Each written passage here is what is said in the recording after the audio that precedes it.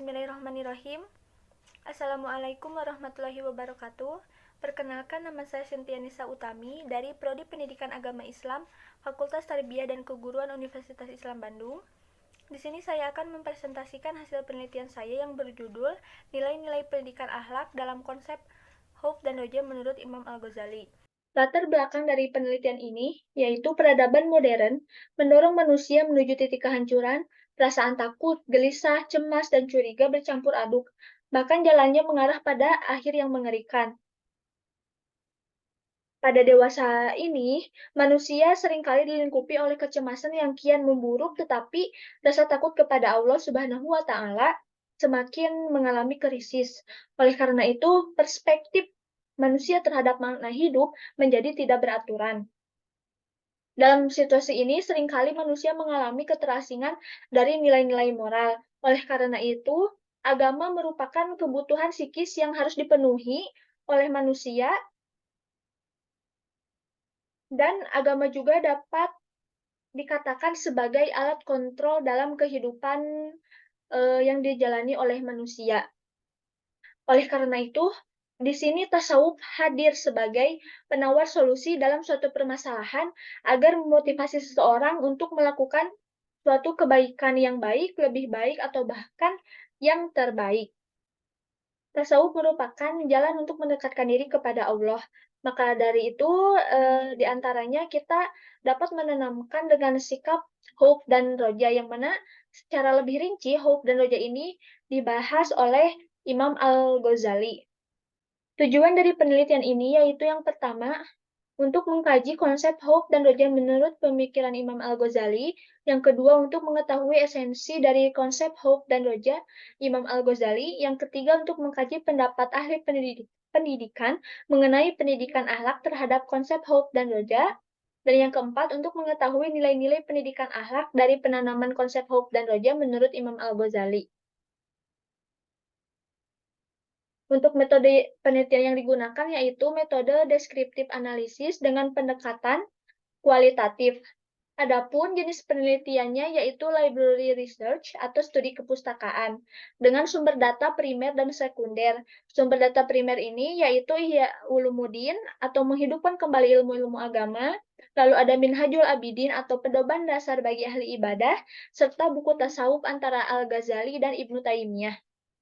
Adapun teknik pengumpulan data yaitu mencari dan mengumpulkan buku maupun jurnal yang relevan dengan penelitian. Yang selanjutnya, melakukan penelaahan secara sistematis dengan masalah yang diteliti. Maka dari itu, untuk teknik analisis data yaitu analisis konten. Hope adalah perasaan yang dirasakan oleh hati karena khawatir akan terjadinya sesuatu yang tidak disenangi akan terjadi di masa yang akan datang. Menurut Imam Al-Ghazali, takut itu terkadang hadir pada diri manusia karena melakukan perbuatan dosa dan maksiat.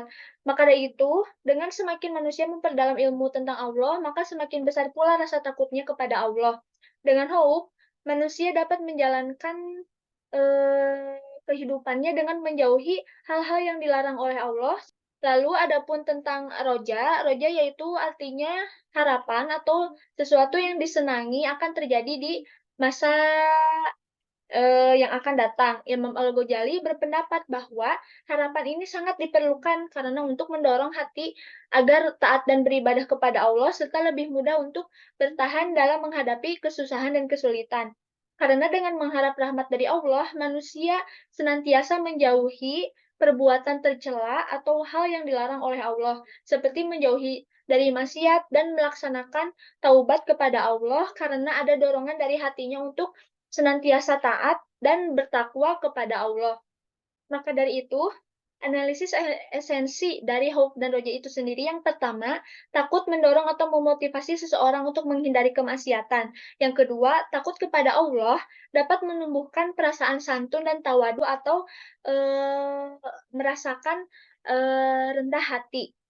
Dan itu takut dapat menjauhkan manusia dari segala sesuatu yang mengandung hal-hal yang haram. Yang keempat, harap dapat mendorong hati seseorang untuk selalu taat kepada Allah.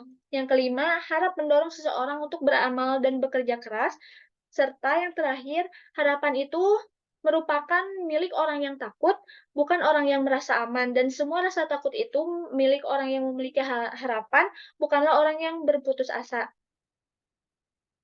Untuk mengarah kepada perbuatan baik atau akhlak terpuji, maka perlunya proses atau usaha sadar yang dilakukan oleh seseorang dengan membentuk kebiasaan-kebiasaan yang baik, dan kebiasaan-kebiasaan tersebut dinamakan pendidikan akhlak. Nah, kebiasaan-kebiasaan ini merupakan akhlak terpuji sebagaimana menurut Al-Fudail Ibnu Iyad bahwa yang termasuk ke dalam akhlak terpuji itu ada 3 macam, yaitu khauf, roja, dan hub. Dan yang terakhir itu nilai-nilai pendidikan akhlak dalam konsep hub dan roja Imam Al-Ghazali. Yang pertama, dapat mendidik setiap insan agar senantiasa menjauhi larangan Allah. Yang kedua, menumbuhkan pribadi yang santun dan senantiasa bergembira ketika melakukan kebaikan. Yang ketiga, mendidik setiap insan untuk bersungguh-sungguh dan tidak mudah untuk putus asa. Dan yang keempat, yaitu melahirkan insan yang senantiasa bertawakal kepada Allah setelah kita, telah berusaha secara bersungguh-sungguh. Sekian presentasi dari saya. Terima kasih. Wassalamualaikum warahmatullahi wabarakatuh.